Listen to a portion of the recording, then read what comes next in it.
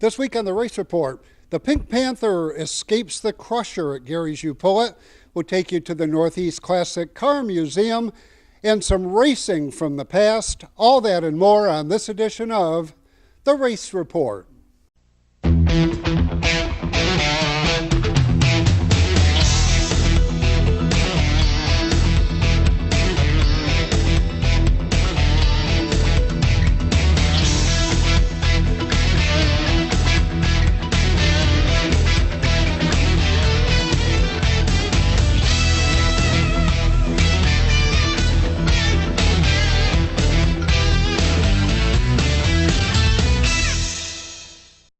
Hi everyone, welcome to another edition of the Race Report. I'm Ron Hills. A few weeks back we introduced you to Barry Stevens, owner of Tri-County Collision in Greene. Barry was holding a fundraiser for a local friend. We first met Barry at the Southern Tier Speed World Car Show at the Oakdale Mall. Barry is an avid drag racer and had the opportunity to go to a professional drag racing school. Dr. Gary George has more. Barry, I want to talk to you a little bit about your driving school that you went to. You're an established drag racer, been doing it. Why would you go to school? Well, I could never relax in the car to be able to cut a good light, and that's what it's all about now. So at the Frank Hawley School, they taught us how to relax and let our subconscious kind of do everything except for concentrating on the light. So the course really was more psychology than anything, it sounds like, from what you described it. Yeah, it definitely was. There was probably more than half of the time spent in the classroom. How did you pick this school? There's other schools I know in drag racing. Why did you pick Frank Hawley School? Well, Frank Hawley Schools is one of the top-rated ones in the country, and Frank's an old drag racer himself. He drove the Chi-Town Hustler back in probably the 70s, late 70s.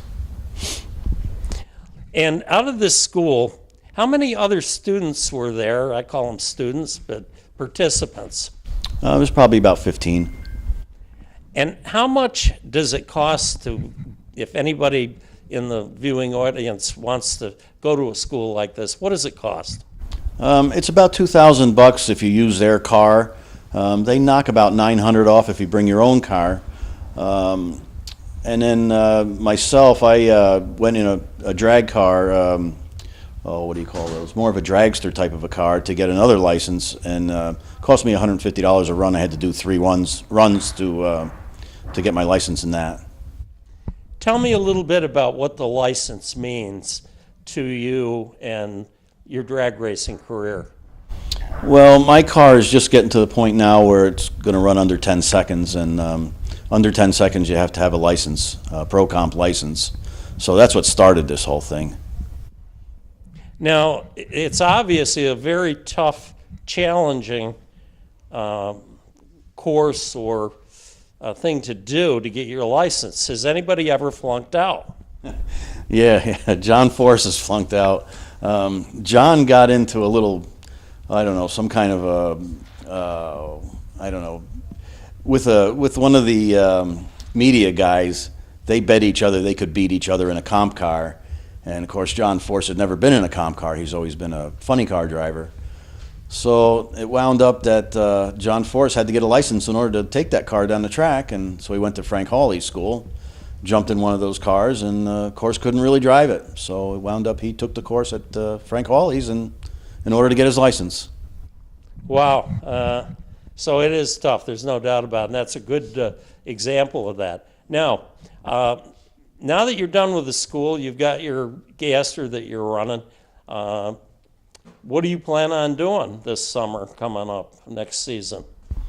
We run with the East Coast Gassers, and we travel from track to track. We don't have a home track, and I intend to stay with those guys and hopefully gather up some points with them and do some other shows that are somewhat within the area with other gassers. Gassers are becoming popular. Nostalgic racing is getting more and more popular.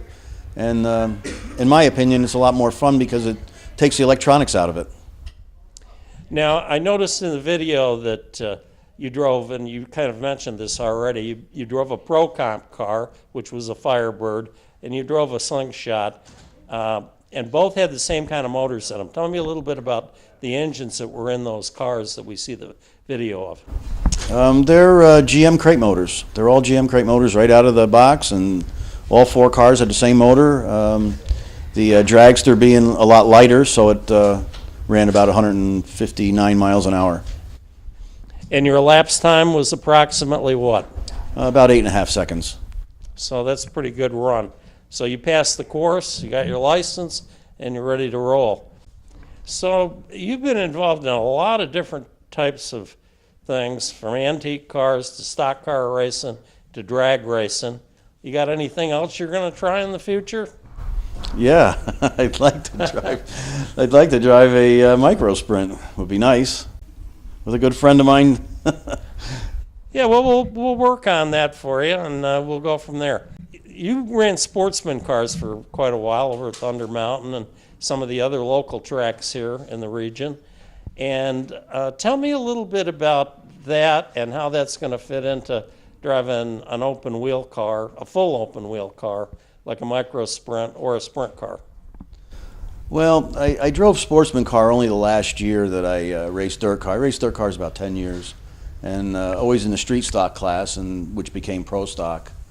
How that's going to tie in with an open wheel car, I'm not sure, but dirt is dirt, so I just better keep my tires up.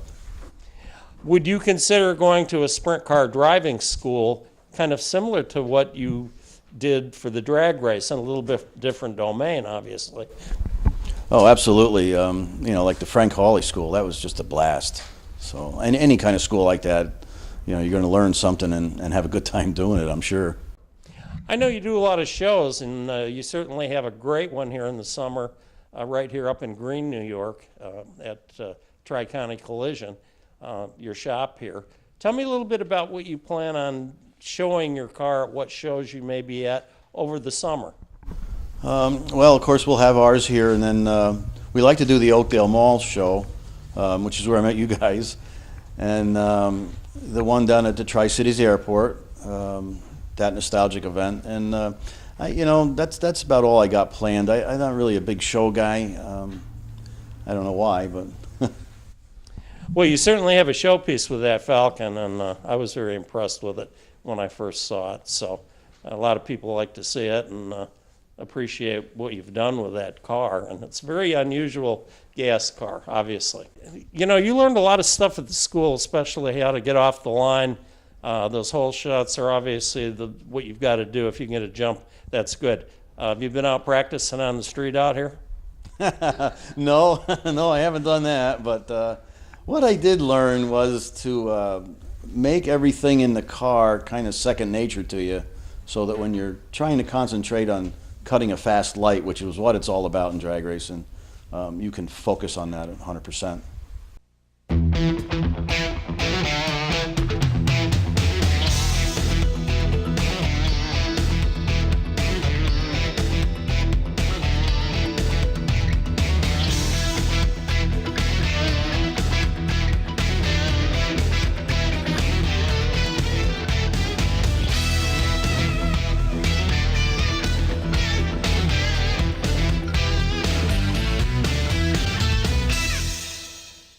"30 years of satisfied customers. That's the proud history of Brush and Pallet Auto in Candor. We have a large selection of cars, trucks, and SUVs. Here is this week's Car of the Week. We'll give you a $1,000 minimum trade-in, and we have financing options to fit your needs, including a first-time buyers program. Think you can't afford it? We think you can. Check us out at brush-pallet.com or visit us in person at 598 Owego Road in Candor, New York. If you're looking for the most convenient and profitable way to change your gold jewelry, coins, and sterling silver into cash, visit Solid Gold Jewelry. Main Street in Endwell, Solid Gold Jewelry, always a sweet deal. Unicorn Electronics in the Valley Plaza, Johnson City has the best pricing and selection of audio, video, and computer cables in the area. Don't spend a fortune on that HDMI cable for your new HD TV or Blu-ray player. Unicorn Electronics has quality cables in the lengths you need at a price you can afford. Expanding your network? Unicorn has the patch cables and accessories to make it happen. When you need to connect, think Unicorn Electronics in the Valley Plaza, Johnson City. 98.1 The Hawk, number one for 20 in a row. This is Luke Bryan. This is Eric Church. This is Tim McGraw. Binghamton's hot new country, 98.1 The Hawk. Welcome back to the Race Report. If you've never been to the Northeast Classic Car Museum in Norwich, you need to put it on your calendar. I had never been there until last week, and I was absolutely amazed at the number of cars and the variety of cars on display. For the history of the NECCM, here's Marketing Director Heather Calkins. My name is Heather Calkins. I'm the marketing coordinator for the Northeast Classic Car Museum in Norwich, New York. And this museum got started back in 1997. We opened our doors Memorial Day 1997. So 20 years we've been here.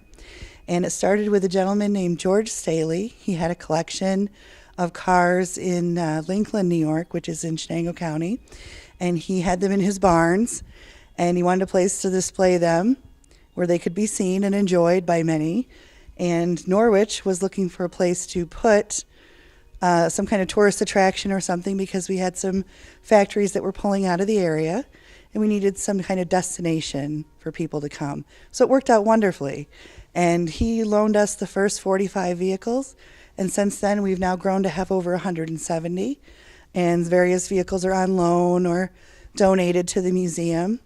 And when George passed a few years ago, he did leave us about 70 vehicles. And some of his family vehicles are still here as well, from his sons and other people in the family. So it really is a wonderful place, and it just keeps growing and growing. We can't leave without some racing action, so let's go back in the vault and see what's there.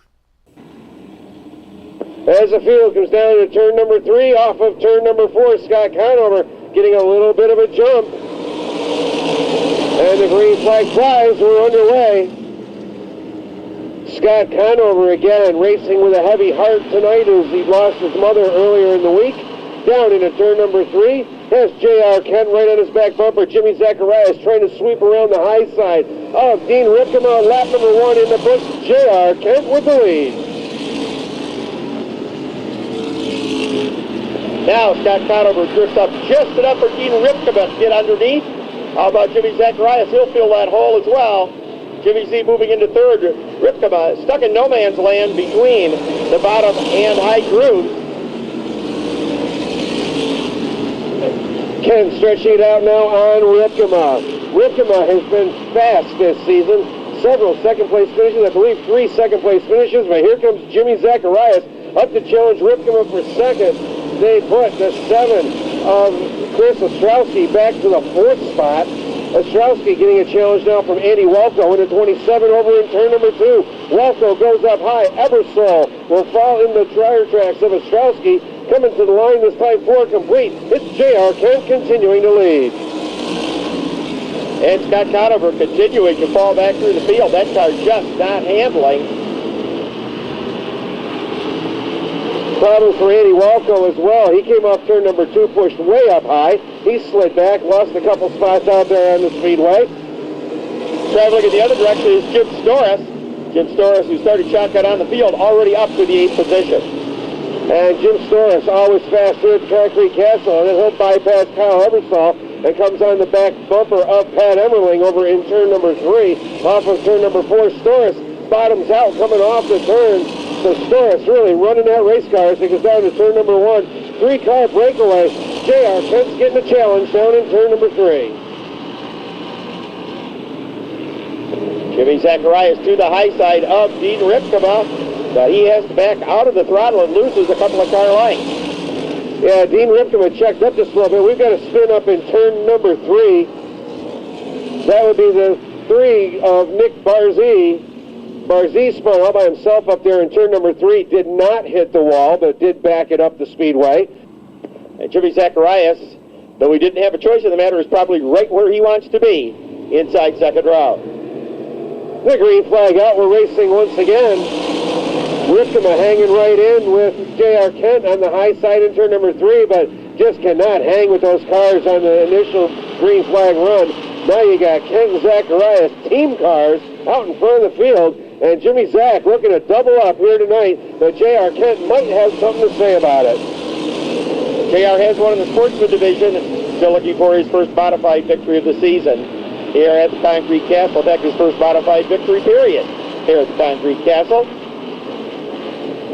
3-car battle now, a 4-car battle developing for third. Ripkema has third. He's got Andy Walco, Jim Storis right there, and whoa, couple cars together, 3 cars together over here in turn number 4.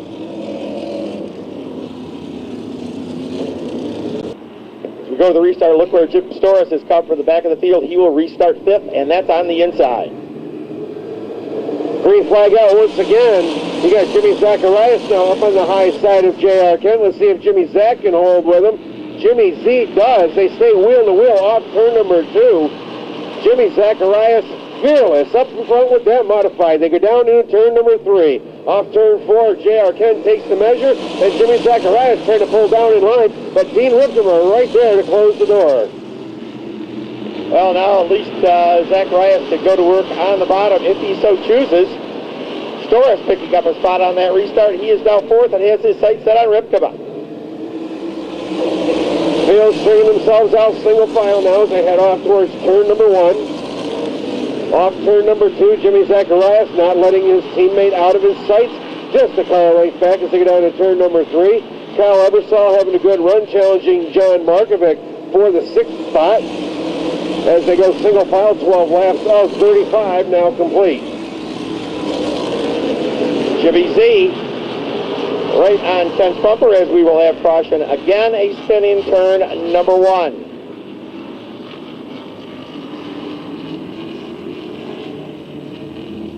As we come to the green with 12 complete.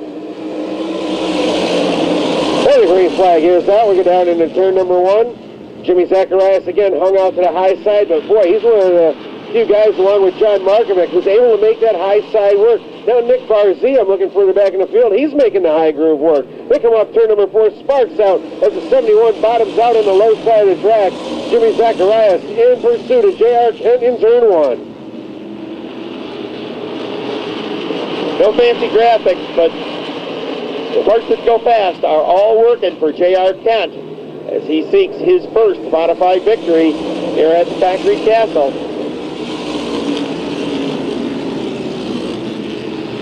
Working off turn number 2 now, 4-car breakaway. Jimmy Storis in that 74 car. That's his backup car. It was driven earlier by John Ramsey getting in that car coming off of turn number 4. He's in pursuit of Dean Ripkema. They head off towards turn number 1, that 4-car breakaway. Only separated by about half a second from 1st to 4th. And Dean Ripkema hanging in. Still got a shot at that first career win that he has come close on at least 3 occasions this season. Ripkema's been fast. He just hasn't been able to close the deal. Let's see if he can do it here tonight. But boy, somebody's going to have to really do something to get by the 16 and the 71. Those guys are just a class by themselves here tonight. John Markovic, last race feature winner, sitting there in the 5th spot in car number 95. We got a spin over in turn number 4. That's one of the 36 cars.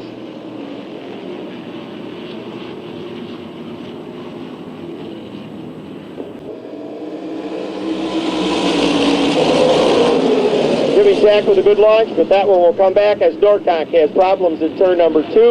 Storis has problems, or the Norconk had problems in turn number 4. Storis has problems in turn number 2.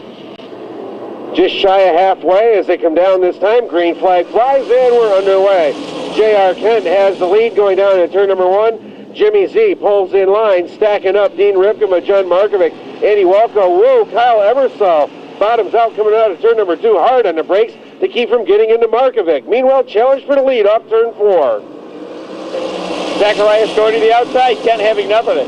Kent got a launch like John Force on that restart, but Jimmy Z is going with him.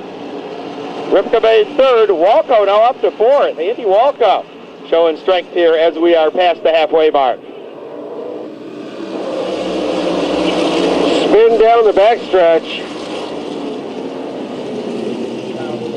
believe that to be the Scott Conover car as he slid down off of turn number 2, slid the entire length of the turn to where he ended up. A tough break for Scott Conover, and as they come to life in turn number 3, they pick up the pace in turn number 4. The green flag flies, and again, wheel to wheel down the home stretch, heading into turn number 1. Jimmy Zach trying to hold on to the outside. There he goes. He goes by off turn number 2. Got some bite coming out of the turn, and he's bringing Andy Walco right along with him as they work off of turn number 4. And Jimmy Zacharias will be scored the leader of lap number 20 as he goes for a double. He's done it before. If he wins this modified feature to complete the double, it would be nowhere near as easy, however, as the Sportsman win was. Oh, absolutely not. And it would be very unique, too, because he's doing it in 2 different cars that he's never competed in here at the Speedway this year. But he's now pulling away from J.R. Kent, the differential nearly a half second and growing. Whoa, Andy Walco all out of shape, all by himself down the backstretch. Andy Walco got up out of the groove going down the backstretch, and the car got out from underneath him. A tough break for Andy Walco. But we're ready to go back to green flag racing now. 14 laps remaining here in this modified feature. Jimmy Zacharias has the field in tow off turn number 4. Green flag out, and he's off to the races once again. Dean Ripkema hanging right in with him as J.R. Kent on the outside. Kent trying to pull the same move that Jimmy did on him. Nothing doing. He's fending off Kyle Ebersol for third. Ebersol, hug at the bottom, but Kent not giving an inch in the top groove. Kent will still be scored third as they complete lap number 22. And Pat Emmerling starting to flex his muscle. He's outside of John Markovic in the battle for the 5th position. Emmerling up on the high side, Markovic down low. Markovic the 95M, Emmerling the white and blue 03. As they come off of turn number 4, they continue side by side for 5th. Jimmy Z now starting to move away. Ripkema temporarily with some breathing space in second. The best battle is for third between Kent and Ebersol, with Pat Emmerling coming to call quickly. Pat Emmerling doing a good job. His first modified feature here at Shangri-La 2. They work off turn number 2. Pat Emmerling now in that mix in the challenge for third. It's J.R. Kent in third, Kyle Ebersol in fourth, Pat Emmerling in fifth. As they work off turn number 4, that threesome continues to do battle, but meanwhile up front, it is the number 71 of Jimmy Zacharias holding off the 24 of Dean Ripkema. You saw Zacharias' car bottom out a couple times. Just a half second separating your first 2 cars. And whoa, a car slowing down the backstretch, heading into the pit area.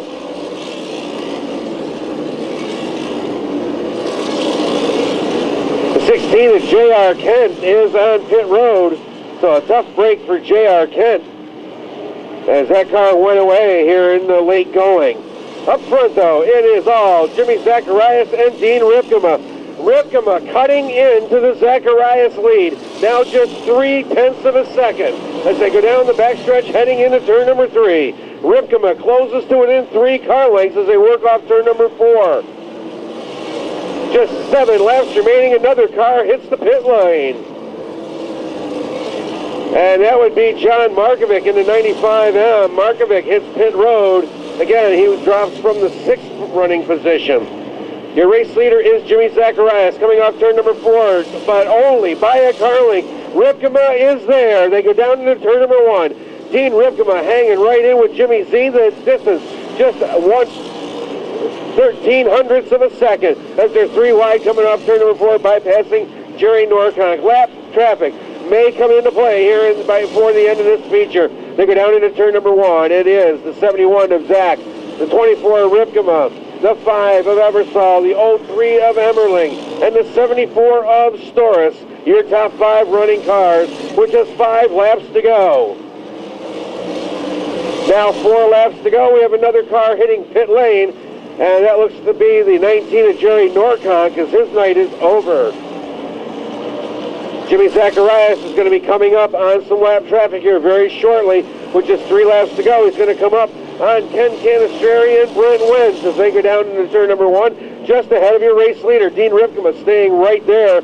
0.4 of a second now as Jimmy has stretched out the advantage once again. He goes down into turn number 3. Now he has to pick a lane as he comes off of turn number 4, around 2 cars running in 2 different lanes. Let's see if Jimmy can make it stick on the high side and keep his advantage. Dean Ripkema has to go way wide against Ken Canestrelli, and they come up on Brent Wins in the 36.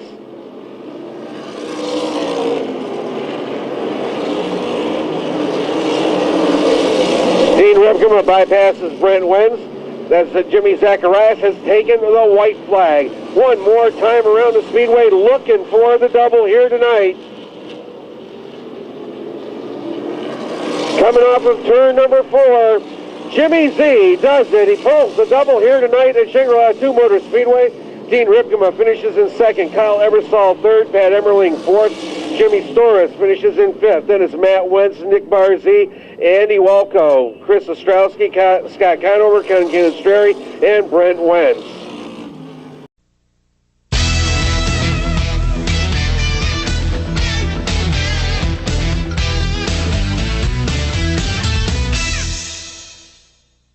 For 3 generations, we've been building world-class American performance. Like the new Edelbrock Power Package Top-End Kit, based on Edelbrock's powerful RPM crate engines. Each kit includes aluminum heads and intake, cam and lifters, gaskets, and hardware to build your own 400-plus horsepower Chevy small block. For 3 generations, it's pure American performance from the leader. Call now for your free Edelbrock catalog. Edelbrock makes them right here in the USA. If you're looking for the most convenient and profitable way to change your gold jewelry, coins, and sterling silver into cash, visit Solid Gold Jewelry. Main Street in Endwell, Solid Gold Jewelry, always a sweet deal. 30 years of satisfied customers. That's the proud history of Brush and Pallet Auto in Candor. We have a large selection of cars, trucks, and SUVs. Here is this week's Car of the Week. We'll give you a $1,000 minimum trade-in, and we have financing options to fit your needs, including a first-time buyer's program. Think you can't afford it? We think you can. Check us out at brush-pallet.com or visit us in person at 598 Owego Road in Candor, New York. And that's all we have time for, but before we leave, this reminder that 2 great places for Christmas gifts for the racer or car enthusiast in your life: the International Motor Racing Research Center in Watkins Glen and the Northeast Classic Car Museum. Tickets are always a great stocking stuffer, as are the many items in their gift shop. For the entire staff of the Race Report, thanks for watching. Have a happy Thanksgiving. Until next time, I'm Ron Hills, and I'll see you at the races. Tom Collins takes it down to quarter number 3 and 4. White flag is now in the air. One more trip around the speedway for the 713 of Tommy Collins. Look at that battle for second. Roeder's going to take it away into turn number 1. Final time up the back straightaway for Tommy Collins into turn number 3 and 4. The checkered flag is in the air. He's going back to victory lane and king of the can. Tommy Collins wins it. Roeder is second. Shane third. Zona fourth. Jordan is fifth.